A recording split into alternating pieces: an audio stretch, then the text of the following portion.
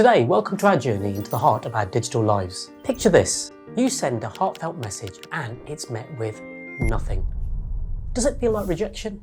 That sinking feeling, a mix of sadness, a hit to your self-esteem. Does their silence seem to speak volumes about your worth? Or maybe it's frustration or anger that bubbles up. You needed a response, you deserved one. Why the cold shoulder? And then the confusion. Did they misunderstand the message? Did they even see it? Did you, unknowingly, do something wrong?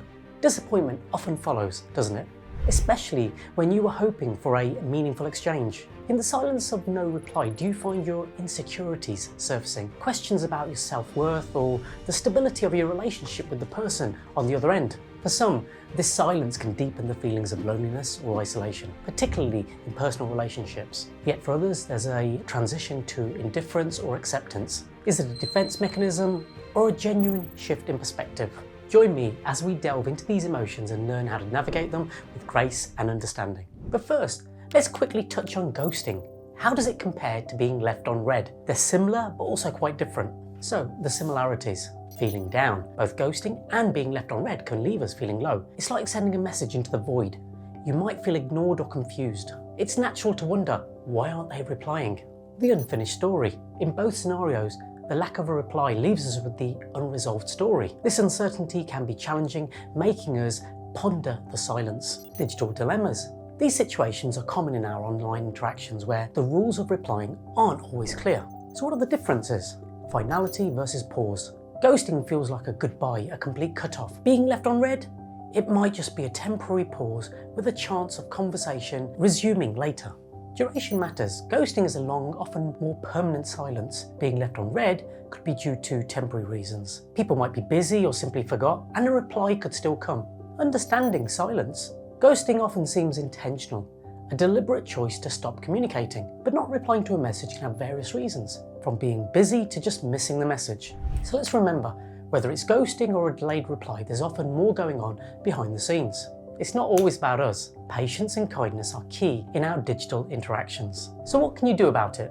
Firstly, boundaries. Respect is a cornerstone in any interaction. It's about valuing the other's time and personal space, as well as honouring your own emotions. When someone doesn't respond, it's natural to want to follow up. However, it's crucial to strike a balance. Sending a follow-up message after a reasonable period shows you care and are engaged, but constantly messaging can overwhelm the other person and may not respect their boundaries. They may be dealing with personal issues, work pressures, or simply need time to think. By giving them space, you're not only respecting their needs, but also upholding your own dignity. It's about finding that sweet spot where communication feels like a bridge, but not a burden. Next, we have self-reflection. This period of waiting for a response is a valuable opportunity for self-reflection. The renowned psychologist Carl Jung wisely noted, "Your visions will become clear only when you can look into your own heart. Who looks outside, dreams. Who looks inside, awakes." This invites us to consider why the silence affects us deeply. Is it stirring up feelings of insecurity or a need for immediate validation?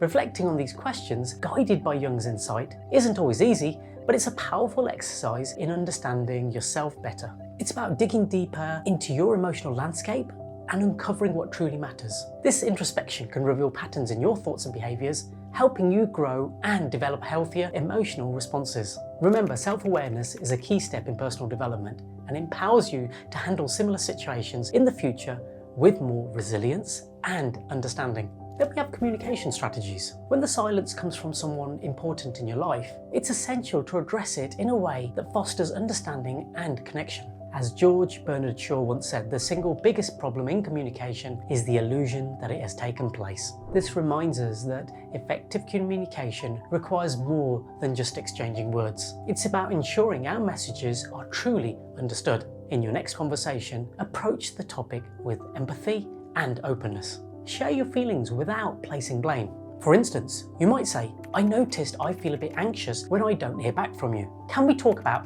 how we can communicate better?" This approach invites a dialogue rather than a confrontation. It's about expressing your needs while being receptive to their perspective. Effective communication is a two-way street, and such conversations can strengthen your relationship by building trust and mutual understanding. And finally, we have self-growth. In moments like these, it's beneficial to turn your focus inward.